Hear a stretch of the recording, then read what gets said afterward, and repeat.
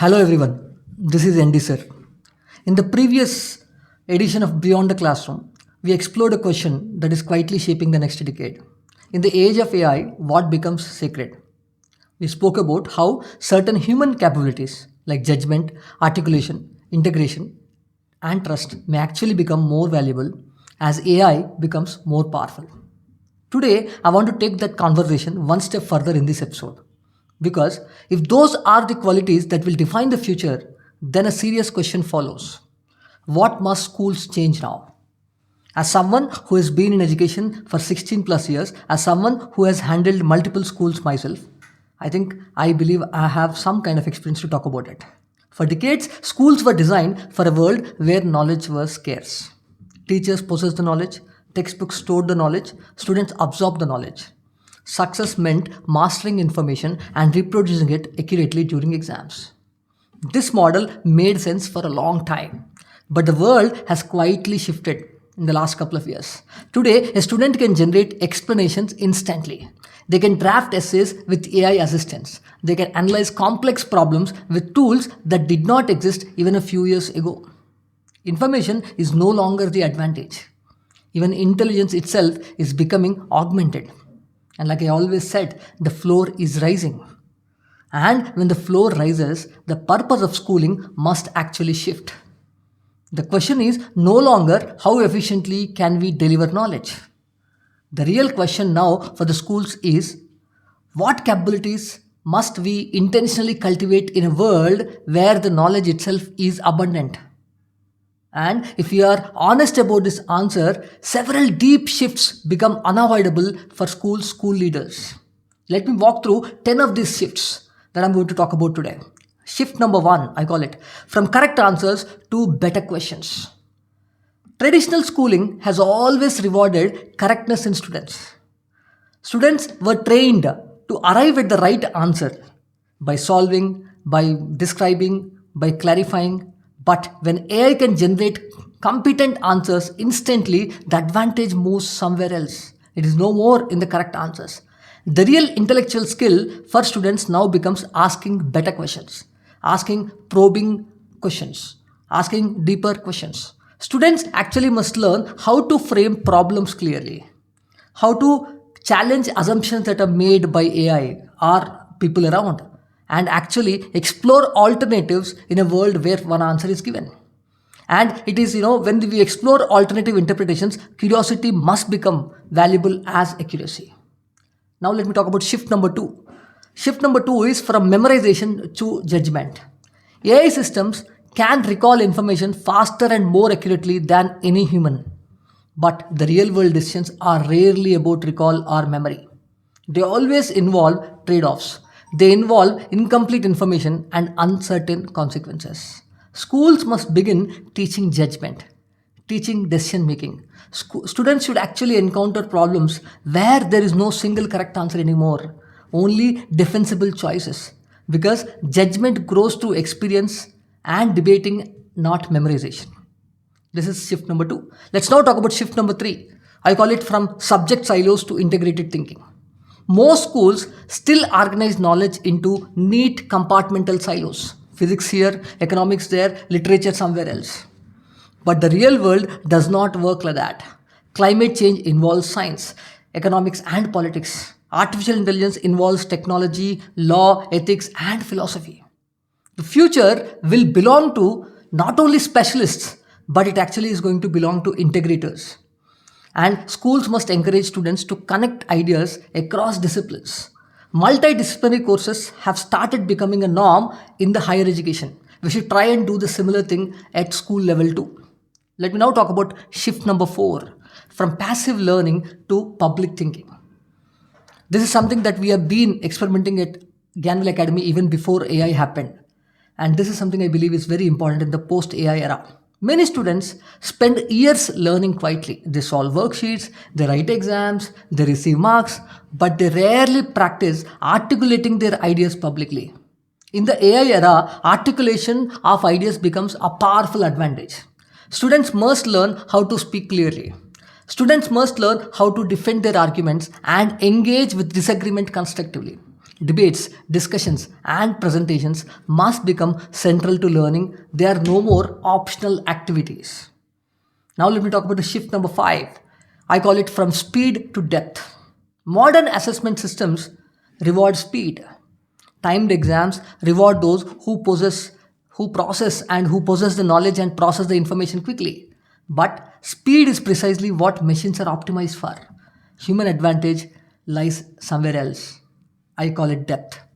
Depth requires sustained attention. Depth requires reading difficult text. Depth requires thinking through complex arguments. Working patiently through challenging problems is actually something that will lead to depth in the students. Schools must protect spaces for slow thinking. Schools must create avenues for slow thinking. Without that, students may become fast processors but extremely shallow thinkers. Let me now talk about sixth shift that schools must entail in the post AI world. We have to talk about it, I call it from information access to information discernment. Students today do not suffer from lack of information. And this probably is true even with last 10 years too. It's not just about AI era. They actually suffer from excess of information. AI tools will generate enormous volumes of content, some accurate, some misleading, some persuasive but very flawed. Students must be, we should teach students must actually learn to evaluate information critically. They should be able to ask questions like, is this reliable? What assumptions are hidden here? What evidence supports this claim? What might be missing? And discernment at the end of the day is a fundamental intellectual skill that's going to make a student stand out in the AI era. Let me now talk about shift number 7, from individual performance to collaborative capability. Traditional schooling often rewards individual achievement, right? The ranks, the marks. But students compete for marks and ranks in this traditional schooling. But the real world increasingly rewards collaboration. Complex problems require teams to sit together. People with different expertise working towards a shared outcome. Schools must therefore cultivate the collaborative capability. Students must actually learn how to share responsibility, how to resolve disagreements, and how to build collective solutions. Collaboration is not a soft skill anymore, it is a structural skill. Let me now talk about eighth shift. I call it from short-term testing to long-term projects. Most academic success today is measured through periodic exams. But exams capture performance at that moment. They rarely capture the persistence.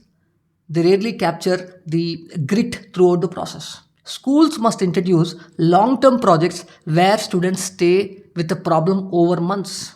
And such experiences build patience, ownership, and accountability.